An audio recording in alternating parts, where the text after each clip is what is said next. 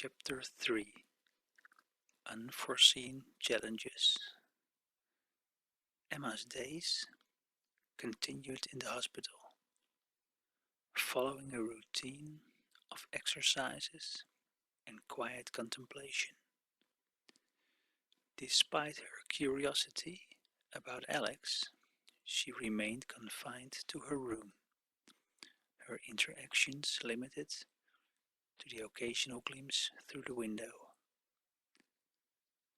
One day, the door to her room swung open unexpectedly. Startled, Emma looked up to see two guards, accompanied by a stern-faced doctor.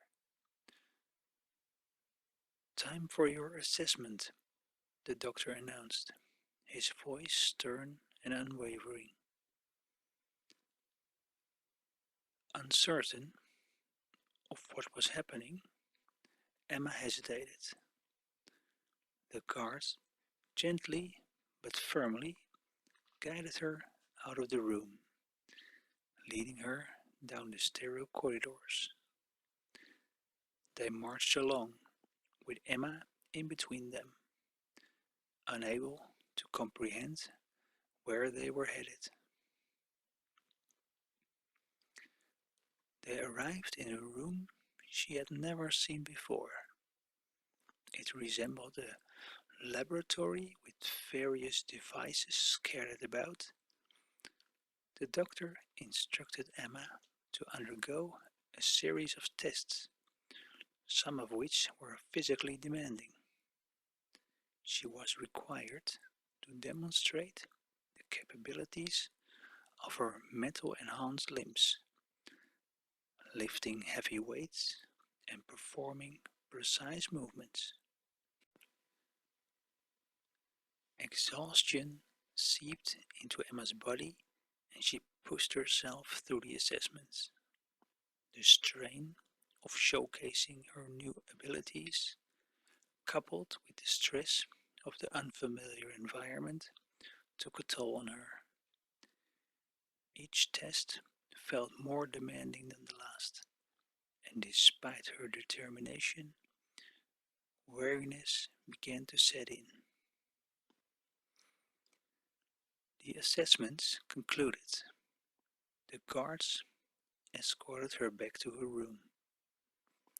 The sheer intensity of the tests, combined with the mental and physical strain of being under scrutiny, left Emma utterly drained.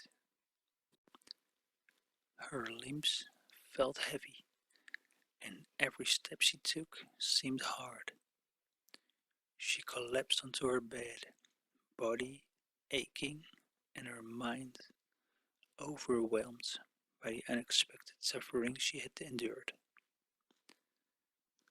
The thought of having to undergo such tests again made her feel both apprehensive and fatigued.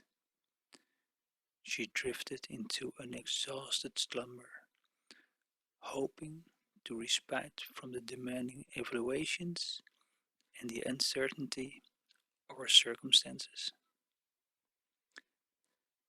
Emma had her regular tests, but one day they wanted to check her new cybernetic eye.